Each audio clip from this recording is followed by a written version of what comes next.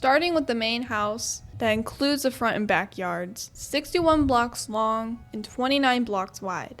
The whole length of the cul-de-sac is 37 blocks long, but the length of just the road is 34 blocks. The cul-de-sac is just a circle extended from the main road. The diameter is 19 blocks, and it is 17 blocks long from where the road ends. The top is 9 blocks wide, and then on the first and 9th block is extended 1 block, as you can see in this overlay. The sides are then continued with a short pattern of 2, 3, 5, 3, 2, and that continues until the road begins. Here's a semicircle of that shape. After the final 2 blocks, on that second block you extend over, build 1 next, and you continue 4, totaling 5 to connect to the main road. The 5 in the overlay is the space between the end of the middle line to the andesite stairs. And once you have the outline for the road and cul-de-sac, you have the opportunity to extend it as much as you like. You then fill in that outline with andesite stairs to make the curb. And then I filled in the road with black stone slabs, but in survival, just use any dark block. Based on how far I extended my road, my middle line totaled 14 blocks, and that's in a pattern of 2 repeating. So 2 smooth quartz slabs and 2 black stone slabs. The curb and the sidewalk are separated by 1 block all the way around. Even though the sidewalk is 2 blocks wide, to emphasize the curves in the cul-de-sac, extend the 2-block sidewalk into 3 blocks, based off of each extended block that makes the shape, almost like it connects on a diagonal. Build the sidewalk continuously around the loop. For the base of the driveway, replace some of the andesite stairs in the curb with smooth stone stairs, and connect that to the sidewalk with smooth stone.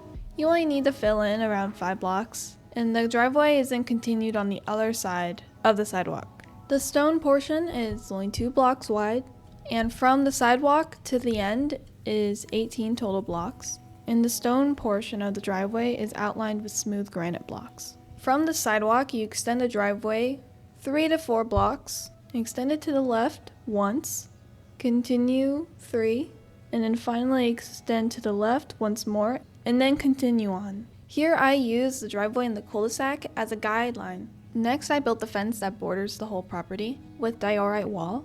Since the total length of the driveway is 18 blocks, from the end of the driveway to the start of the fence is 20 total blocks, so you extend the wall 2 blocks. Here you can see how the left curve of the sidewalk is in relation to the driveway. We have the 2 main portions that make up the sidewalk, and then the steeper curve that intersects the driveway. It's very similar to the curb with a 2-1-1-2 pattern that meets in the middle of it. Here you can see how the smooth granite outline borders the fence. However, the right side of the fence only extends 19 blocks out. And that includes an extension of wall that is 4 blocks long and that connects to the main house. Using dark prismarine, we can lay out the foundation pillars of the main house.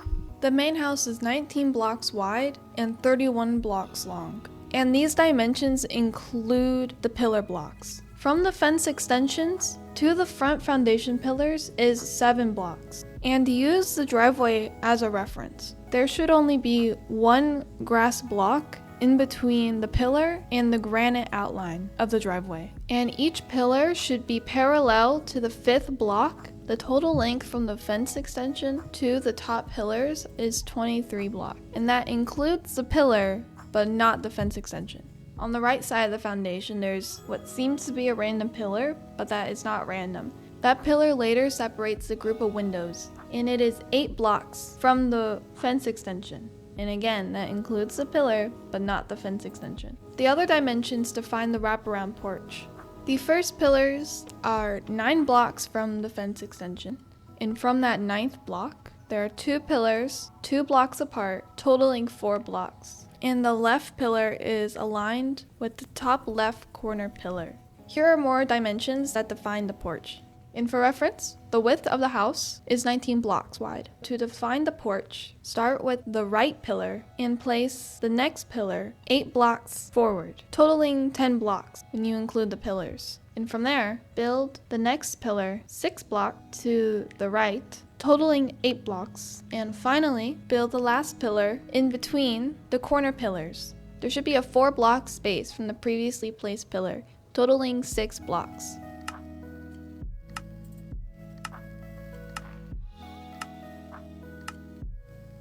and this overlay is how it should look. Then line the exterior wall with stripped mangrove logs. The space for the front stairs is 5 blocks wide, and 8 blocks from the right edge and 6 blocks from the left edge. Using quartz pillar blocks, build each column 4 blocks high and on all 4 corners of the house. For the stair columns, define the space, leaving a 3-block space in the middle. And for the porch, place a column every 4 blocks. For the back and right sides, just place a column where you place the foundation pillars. Here's how the stair columns should look. For the stairs, place 3 tiers of mangrove slabs. They should be 3 blocks wide and placed vertically 1 block apart.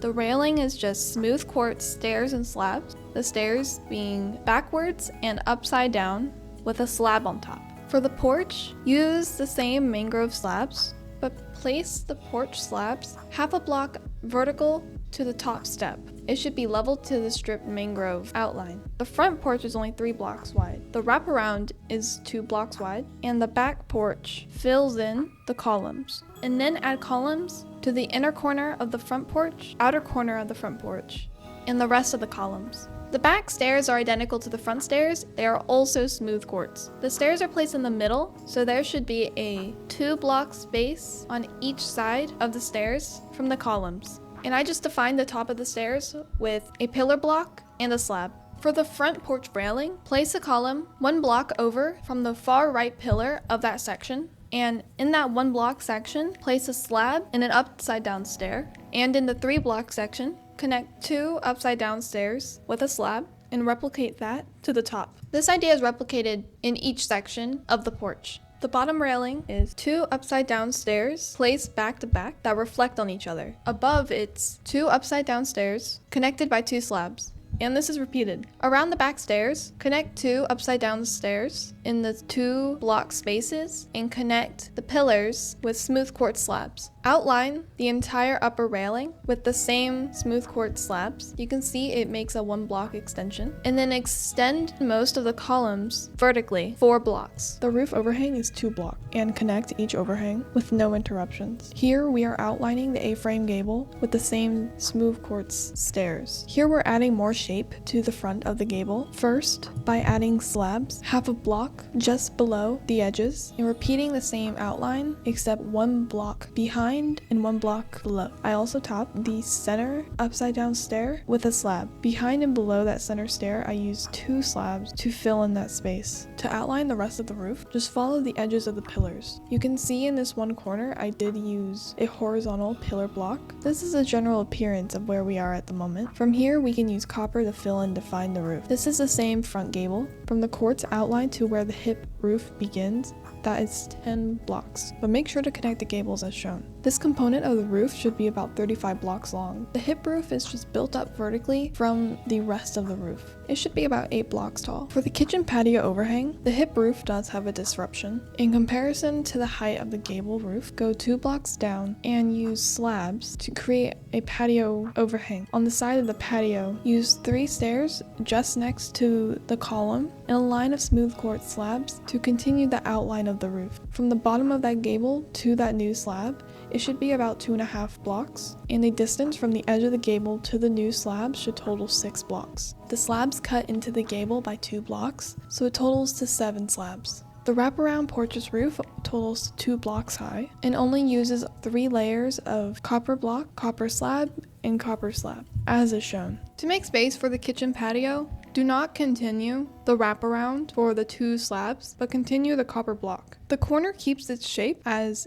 the front corner, but is cut off in line with the closest column. For the second story side porch, place it 5 blocks from the left end of the hip and 13 blocks from the right end of the hip. The length of the space itself is 6 blocks, but these dimensions are to demonstrate exactly how I placed it. To make the cutout for the porch, leave the line of copper block alone, but cut out a 6x2 space in the 2 rows of slabs and remove the stairs, placing 6 slabs just above where those stairs were. This porch is not too complicated. The overhang is a 2x6 layer of smooth quartz slabs just below the line of copper slabs, and I did put 4 spruce slabs to match the underneath of the other porch. I also outlined the other wall with another column with quartz pillar. and filled in that wall/door frame with smooth quartz blocks. And for the blocky railing, I just used quartz slabs and filled in the floor with spruce slabs. Every wall is horizontally placed stripped oak logs. And all the doors and windows are just cutouts in the wall. The front window is a 3x3 cutout that is 1 block vertically from the mangrove line and 2 blocks on each side from the columns. The 2 windows on the right side of the house are 2x3 cutouts. Both of them are 2 blocks from each column with a 6 block space in between the two. These 2 small windows are just for the living room. There's a 2 block space in between them, and they are both 5 blocks away from each column. For the back windows, they take up most of the wall. The upper window is a 2x5 cutout, and the lower window is a 3x5 cutout, and they have a 2 block space in between them, and are both 1 block away from each column. For the sitting room entrance to the porch, the whole door, including the frame, is 2 blocks away from the column on the right side and 4 blocks from the column on the left side. It's a 3x3 cutout, lined with stripped acacia logs, acacia planks along the top, and stripped mangrove wood at the base. This idea is repeated in the playroom, except more narrow and doubled. They're each 1 block away from the corner. For reference, the right door in this perspective is 1 block away from that far right column. They're each 2 blocks wide and are still 3 blocks tall with acacia slabs at the top. On the outside, I use orange banners to accentuate the door frames. For the front window awning, place a semicircle of smooth quartz slabs about a half a block above the window cutout. The copper portion only uses stairs and blocks. For the center of the awning, place a copper block, a stair above that block, and a stair against the wall. On each side of that center line, place a copper block and then a stair along the wall. Next, right above the cutout and underneath the awning, fill in that space with more stripped oak logs. Oak slabs mirror the underneath of the awning and line the oak slabs with more stripped oak logs. The actual window is just dark blue stained glass with cyan stained glass in the corners, and I use white banners to frame the edges of the windows. For the front door and window, I added a column to separate the two and used 2 horizontal front-facing pillar blocks at the base of the window and framed the top of both with horizontal pillar block, making the window a 2x3 cutout and making the door space a 3x4 cutout. I used cyan stained glass, orange in the top and corners, and a honey block right above the door to replicate the stained glass window in the front door in the show. On the exterior of the front window, I just used 2 white banners to accentuate it. For these 2 side windows, each window shares the same awning and frame. The frame being smooth quartz blocks and the awning being mangrove blocks. The base of the frame is 4 slabs, with each side of the frame being 2 opposite stairs and a smooth quartz block. When including the awning, the total height of these additions totals to 4.5 blocks. The awnings are symmetrical. This outline is what's repeated. It's just 2 mangrove stairs, 2 slabs, and a block, with the sides being lined with mangrove signs, with the front being finished with mangrove trapdoors. From the top stair, place a block on the inside of the awning, then a slab to the front of that block, and another slab underneath that slab, with an upside down stair facing the frame on the outside of the slab, and then finished off with the signs and trapdoors. I did something very similar for the back windows, but instead of a full frame, I simply used quartz pillar with white banners and just used 3 front-facing stairs and 3 upside-down stairs facing the window, with the same idea of the trapdoors and the signs finishing the awning.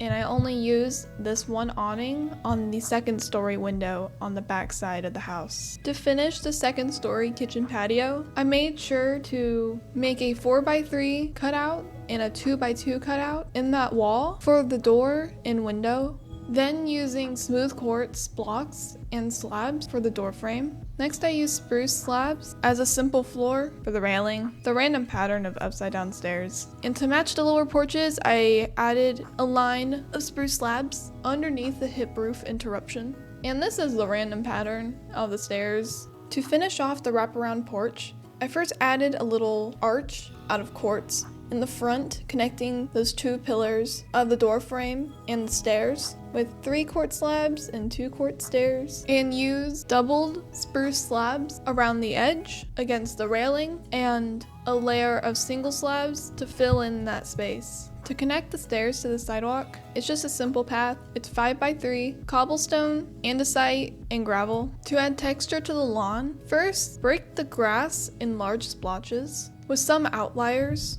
and then fill in a scattered pattern with green wool and completely fill the rest with green concrete powder. Then added a scattered pattern of green carpet and moss carpet. For the front plant beds, cut 2 block wide rectangles that each stop before the dark prismarine pillars and 1 block from the stairs. I then filled them with podzol, and for the front fountain decoration, I just used smooth stone slabs that defined a 2 block space. For the plant bed on the right side of the house, make a line with 3 smooth stone slabs on the 5th block from that connecting fence. To add texture to the backyard, I used both green wool and green concrete powder in this curve around the fence line with podzol as well. Coming back to the front, I used a mix of mangrove leaves and azalea leaf blocks with tall ferns. And for the fountain feature, I just filled a cauldron with water with the same flowering azalea leaf block. Here's a close-up of what I did for the front beds. I then continued the same pattern all along the side of the house with an addition of azalea bushes in that side bed. For the fence line bushes in the backyard, I just made smaller bushes that are about 4 blocks apart. I used the same flowering azalea leaves, this time using an oak leaf, and then went in and put azalea bushes in between the larger custom bushes. Now for the flame tree in the backyard, I started by placing a 2x2 square to the right of the back stairs with enough space to work on the shape of the tree. I built up the main trunk almost parallel to the height of the porch railing. Since the tree in the show has a really wide trunk and root base, I went in and added more to the roots. I used mangrove wood, by the way. But since I wanted the tree to still be big and fluffy, I started by building the branches more vertical to then build them out. At this point, I went back to the base of the roots to add jungle wood to add more green tones to show a lot of moisture. To start the leaves, I added a layer of jungle leaves at the ends of each branch, and that alone adds a lot of volume to the canopy because I added a lot of branches. For extra leaf texture, I went in and added mangrove leaves. For the flowers, I used stripped acacia logs scattered all throughout the canopy and red mushroom block literally everywhere. To finish the base of the tree, I went back and added the bench using spruce slabs and spruce stairs. And here I rounded it off a bit by adding a bit more roots and slabs, and finished the whole tree by adding lanterns with oak fence and purple frog lamps. The smaller tree to the left side of the house is right next to the center dark prismarine foundation pillar. I kind of referenced trunk of a Minecraft azalea tree, but I used stripped spruce logs and built a few branches that were designed to create a short round shape.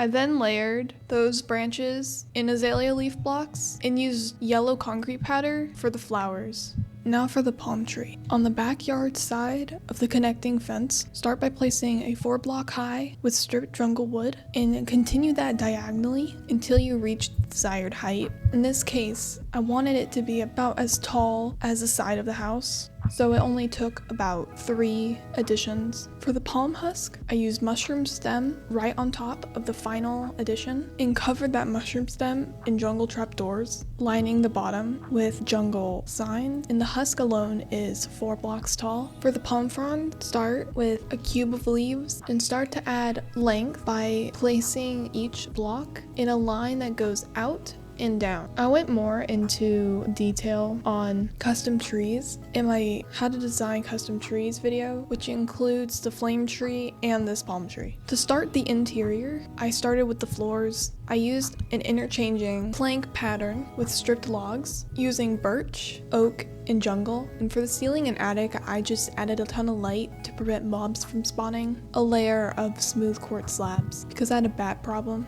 For the second story floor, I use oak slabs and use the line of pillar on the left as a guideline. Here I created a small room connected to that side porch with birch planks and spruce trapdoors. I made the stairs using oak stairs with birch underneath, but they're super blocky and simple. The second flight of the staircase is 3 blocks tall, and the first flight is 2 blocks tall and turns 90 degrees into the sitting room. The whole staircase is only 2 blocks wide, and the landing is 4 oak slabs. It does cover the window. I didn't add too much detail to the railing, but I filled in that wall with birch planks and continued that with the railing. After cutting 2 spots for doors and making a small room next to the planned playroom, above the doors I added birch trapdoors for the interior transom windows. This is the wall that separates the living and dining from the playroom. I lined the railing with mangrove plank stairs and slabs